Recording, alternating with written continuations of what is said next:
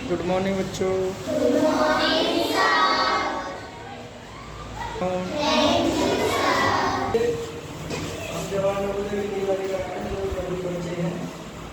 और आज से हम 13 अनुच्छेद करवा चुके हैं। विषय है हिंदी अनुच्छेद 14।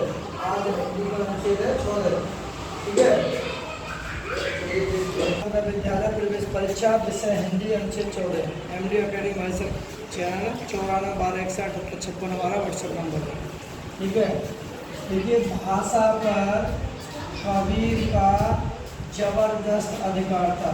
किस पर? भाषा पर। भाषा पर एक अधिकार था। किसका? कबीर का। वे वाणी के डिक्टेटर थे। वाणी के क्या थे? डिक्टेटर।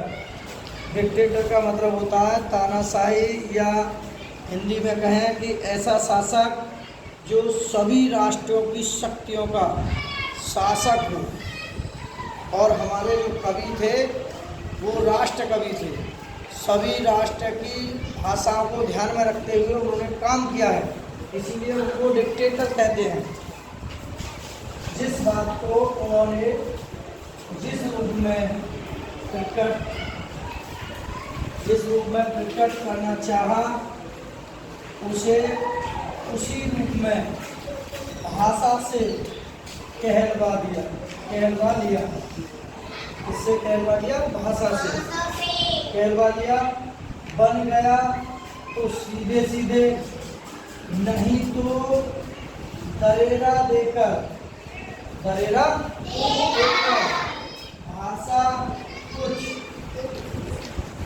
भाषा कुछ कबीर के सामने लाचार सी नजर आती थी। कैसी नजर आती थी? लाचार सी नजर आती थी। उसमें मानो ऐसी हिम्मत ही नहीं है।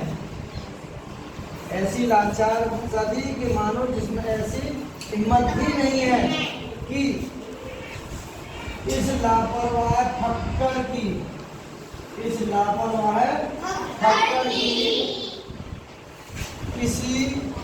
फरमाइश को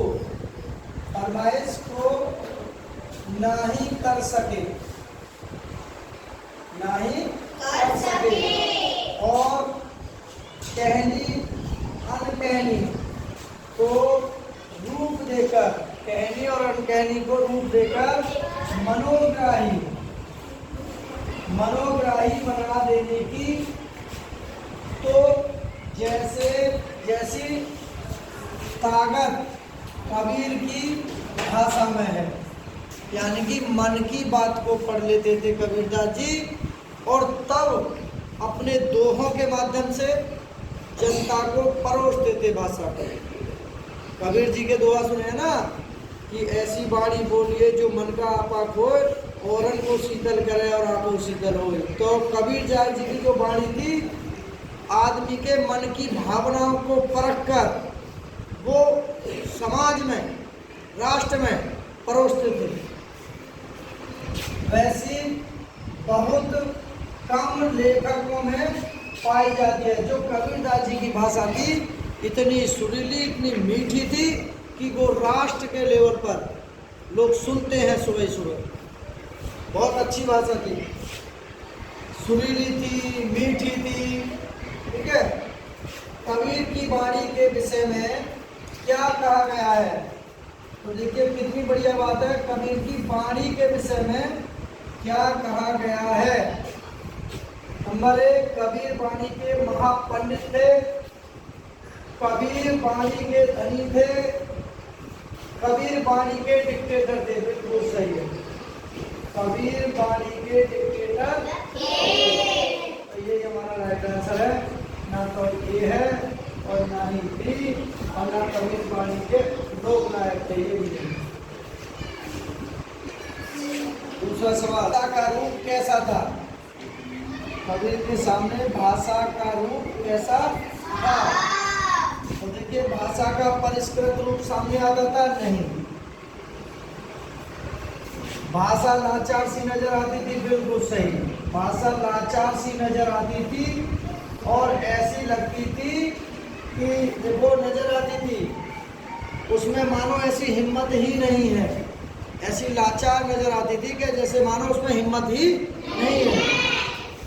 भाषा पर उनका नियंत्रण नहीं है, ऐसा तो नहीं है। भाषा पर नियंत्रण था तभी तो वो राष्ट्रकवि बने। भाषा में विखराव दृष्टिगत होता है, नहीं। भाषा एकजुट थी, एक बंधे हुए सूत्रधार में, जिसने लोगों को पाला। तीसरा क्वेश्चन, कबीर की भाषा में कैसी हिम्मत नहीं थी, नहीं है, कैसी हिम्मत नहीं है कि वह आशय को व्यक्त ना कर सके, नहीं, ऐसी तो बात नहीं थी।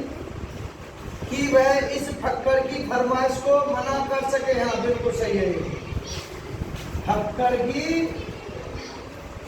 जो फक्कर की फरमाइश को मना कर सके, ऐसी उसमें उनकी हिम्मत नहीं थी।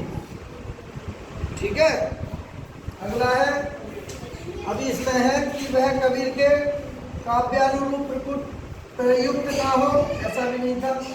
कि वह सहज सरल और सरस बन सके, ऐसा भी नहीं था। अगला है, अनुच्छेद में निम्न में से कौन सा विलोम शब्द युग्म दिया गया है? तो देखिए, प्रकट, अप्रकट नहीं, हिम्मत, दुर्बलता नहीं, कहनी और अनकहनी बिल्कुल सही है हमारा, कहनी और अनकहनी सही है। लाचार और साहसी भी नहीं है।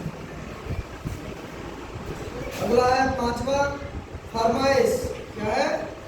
फरमाइश का पर्यायवाची होगा मांग होगा। क्या होगा? बिल्कुल मांग, बिल्कुल सही है। ना पुरस्कार होगा, ना लेना होगा, ना इनाम होगा, तो फरमाइश का होगा मांग। जैसे ना हमारी फरमाइश है तो तुम्हारी मांग है। ठीक है, तो ये अनुच्छेद ऐसा कबीरदास जी की ऊपर दिया हुआ है। और अगर अच्छा लगे तो वही कमेंट करना, क्योंकि हमने बड़ी मेहनत करके लिखते हैं, इतना तो फर्ज बनता है। एक लाइक कर दे,